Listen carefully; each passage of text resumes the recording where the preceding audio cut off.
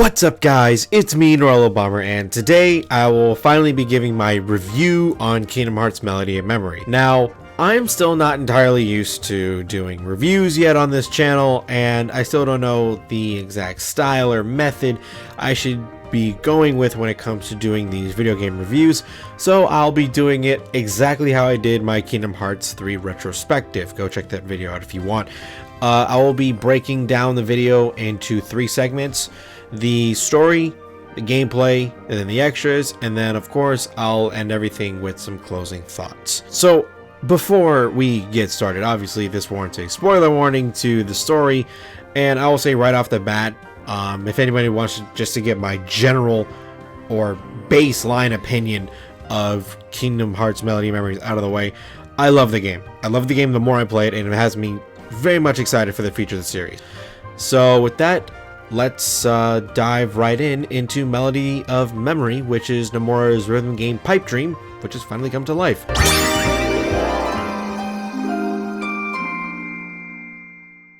As the fierce struggle ended, Master Xehanort gave up the Keyblade and abandoned his plans.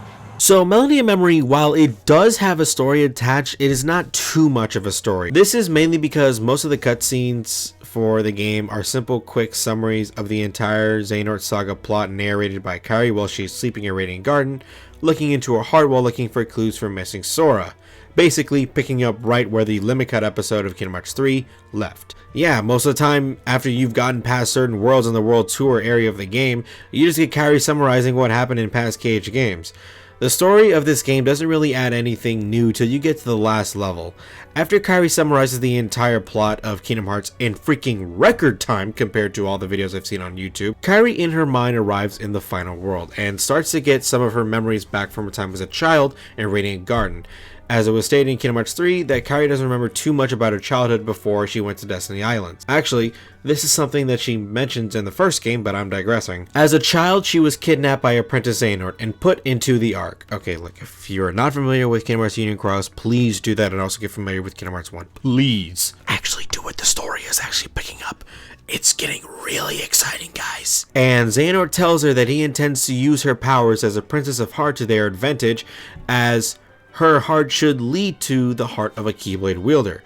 This is actually something you find out back in the first game if you read Ansem's reports, although it was stated that the main reason Kairi went to Destiny Islands was because of Aqua's spell that she had casted on her that deemed Sora and Riku worthy of protectors, and man, I am digressing again. Xehanort also mentions that if for whatever reason she finds herself in a world that is neither light nor darkness, but somewhere on the other side, then they have failed and need to stop their search, as it would be too difficult.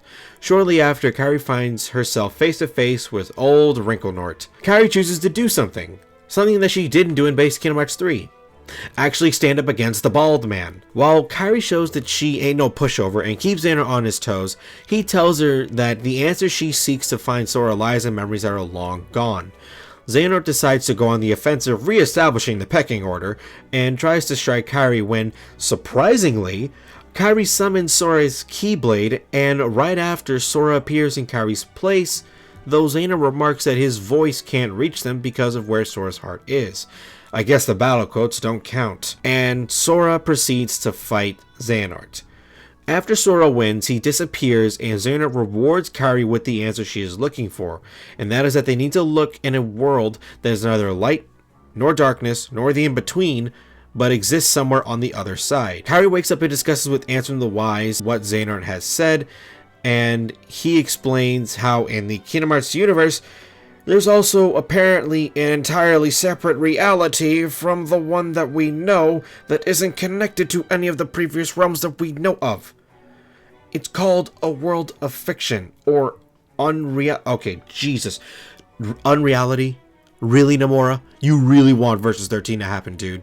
Let it go. Riku and the Fairy Godmother arrive and explain to Kairi that there are 3 keys needed to save Sora. Riku for his dreams, Kairi for her memories, and we find out later that the Nameless Star from Kingdom Hearts 3 is the 3rd key. The Nameless Star basically turns itself into a bridge between our reality and Yazora's reality, which apparently the city Riku wakes up in is called Quadratum. Square? You don't need symbolism everywhere, you know. Riku uses the power of waking to get there. Kairi actually volunteers to go with him, but Riku tells her that she is not ready and she needs to complete her training. Kairi goes to tell Master Yensid and Mickey that Riku went alone, and Mickey isn't comfortable with Riku being in unknown land by himself. I guess he learned his lesson with Aqua. Kairi tells Yensid that she wants to finish her training with Aqua so she can be of use later, and Mickey is tasked with going to Scala Adkylum to research the Lost Masters, as apparently, after the Keyblade War, they went from the Keyblade Graveyard to the fictional world. And what the fuck? At this point, why am I still with this series? And then we finally get the... Wait, what the fuck? Okay, this better not be the new Reconnect Kingdom Hearts. This really better not be. So Melody and Memory certainly makes good use of adding story stuff in the limited time frame. And I know people were upset that they didn't get much story stuff, honestly. But I honestly don't look at Melody and Memory's story as something on the same level as 2 or 3 or Birthright Sleep or even 0.2, as I look at it as a continuation of what we got in Kingdom Hearts 3 Remind. So while the Limit Cut episode could be seen as episode Riku and the secret episode could be seen as episode Sora, I think the Melody and Memory should be considered episode Kairi. Also, you can't expect too much anyway when Nomura straight up says don't expect a lot of story, but now that the plot's done, let's just look at the gameplay. So Melody and Memory is an on-the-rail rhythm game. You need to time your button pressing to the notes as they appear. The buttons to hit include the main attack button, which is X for the PlayStation, and the 2 controller bumpers, L1 and R1. You also need to press the top of the 4 buttons to activate the special attack, which is triangle for the PlayStation version. Levels are divided into 3 types of levels: field, dive, and battle. Field levels have you run through a world while playing through the beat. Memory Dive has the player fly through different iconic scenes throughout the Kingdom Hearts series while playing to the beat, and boss battles have you playing against a certain enemy. There are 4 teams of 3 to choose from that you play most of the game. These teams will include Team Classic, led by Sora with Donald and Goofy, Team Days, led by Roxas with Xion and Axel, Team BBS, led by Aqua with Terra and Ventus, and Team 3D, led by Riku with Meow Wow and a Komori Bat. Field battles are all about beating Heartless, Nobody's in Unverse, and Dream Eaters to the beat of the song. Adding on to the normal button presses, you will also need to jump either to attack an airborne enemy, dodge an upcoming attack, or stay in the air by gliding and hitting the airborne musical notes. Most enemies are defeated in one hit, though there are some enemies that have a counter on their head, meaning that there is a certain number of times that you have to hit them before they truly disappear. There's also barrels and crates scattered throughout the level, which function just as the same as enemies, but unlike the crates, when you miss the beat to attacking a Heartless or Nobody or Unverse or Dream Eater, your HP goes down. And if your HP hits 0 before hitting the end of the song, you lose. Dive levels are a little bit like field levels, except you fly past iconic scenes throughout the series, and instead of having to jump and glide to hit certain notes, you have to hold down the action button long enough with the beat. Kind of similar to the reality shift in Symphony of Sorcery. Obviously, missing any notes here will lead you to losing health. Boss battles are like a mixture of field and dive levels. Instead of moving through a world or flying through iconic scenes, your team will be facing off against a big bad. The track is similar to the dives, but it shares the special attack mechanic from the field levels. During the boss fight, you will encounter a dark zone, meaning how well you perform in this section determines how much of the boss's DM you survive. Anything good or below will lead to you losing HP. A score and experience is given after every level. Your score also gives you a rank ranging from F to AAA+. You use experience to level up, and leveling up determines the amount of HP you have and defense. EXP is not shared with all the teams, so keep that in mind. Hitting all the notes without missing grants you a full chain, which gives you an extra bonus, as well as an extra score. You will notice that there's also a little bar that says Excellent Bar that shows how many excellence you got throughout the song. And the excellence do stack, so if you want to fill up all the excellent bars, you don't have to be super crazy and get all the excellence throughout the whole songs in every song. You just have to do it multiple times and make sure you hit every note with an excellent at least once. And of course, if you somehow hit all of the notes with an excellent throughout the entire song, you get an all excellent rating, which grants you an even bigger bonus and more points. So each song you play has 3 difficulties: beginner, standard, and proud. With beginner not having too many enemies, standard not having too many or too little, and proud just being, oh my god. There's also 3 game modes attached with the difficulty levels. There's basic, meaning that you play the normal way that I have described. One button mode, which is a super easy mode that only requires you press one button to do literally anything. This includes jumping and gliding and so on. Then there's performer mode. If you feel like proud mode songs were too easy, try performer mode and it'll make you feel like a total freaking scrub in music games. How do you expect me to hit this? After clearing a song, you can go to the track list and play it again, and also play other songs that aren't in the World Tour. So speaking of the World Tour, let me talk about the main menu with Melody of Memories. At the top you have the World Tour, which is how you progress through the story. Next you have the track list, which allows you to play any songs that you have played before or have unlocked. Versus Battle allows you to go up against other people, whether it be people online or computers. I'll talk about that in a second. There's a museum, there's co-op, which allows you to go through the same songs you could during the track list, except it's split between you and one other person. One person plays as Sora and the other plays as Riku. And then there's also the configuration. Going back to the World Tour, the main way to progress through the story of Melody of Memory is to go to every world in the World Tour and select a song from that world. When you select a song, there are missions attached to it which will grant you a star if you complete them. Granting more stars will unlock more gates, and the more gates you unlock, the further in the World Tour you can get until you can finally get to the final world. So if you want my advice when getting through the World Tour the best way possible, just try and make sure that you get at least 2 out of the 3 stars with literally every song while you go through the World Tour. There's also a co-op mode, so if you got someone in the same room as you, hopefully 6 feet apart and wearing a mask, you can play the same songs from the track list except split between 2 different people. One person plays as Sora and the other plays as Riku. Also, for the first time ever in the series, we have true online multiplayer. You can choose to play online with players from all over the world and try to aim for a higher score against them playing the same song with or without special tricks to throw off your opponent.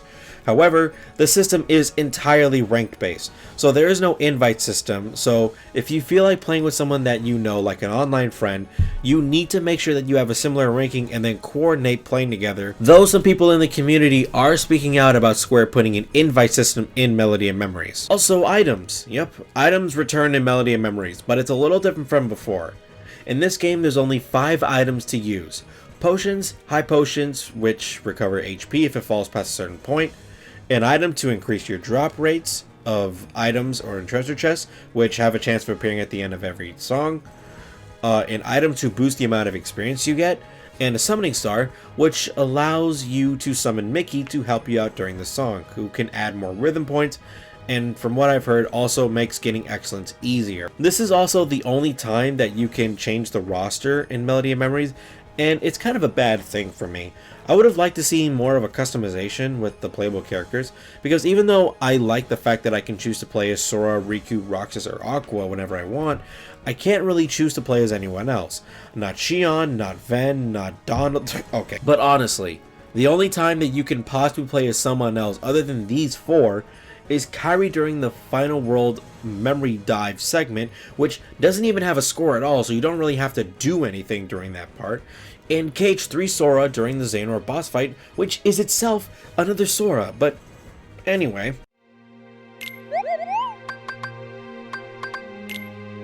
So this game has a lot of extras attached to it. There's a museum which lets you watch old cutscenes, and you can even watch the movies attached to memory dives without having to worry about hitting the notes. A jukebox which lets you listen to every song that's in the game. Records to look at. There are collectibles to achieve. You can achieve different collectibles from playing songs, earning rhythm points, or playing online. Now keep in mind everyone that the more you rematch the same person online, the rarer the collectibles will become at the end of each song. The collectibles range from Station of Awakening arts to Keyblade renders to character arts, or even past scenes from the past games. There's also a synthesis section, which is how you not only get more collectibles or items to use during songs, but is also the only way to unlock certain songs in the game. There's a total of 150 songs in Melody of Memories. With different game modes, you're sure to be playing this game a lot. There's of course trophies to collect, and I really have to say that this game is just way too much fun.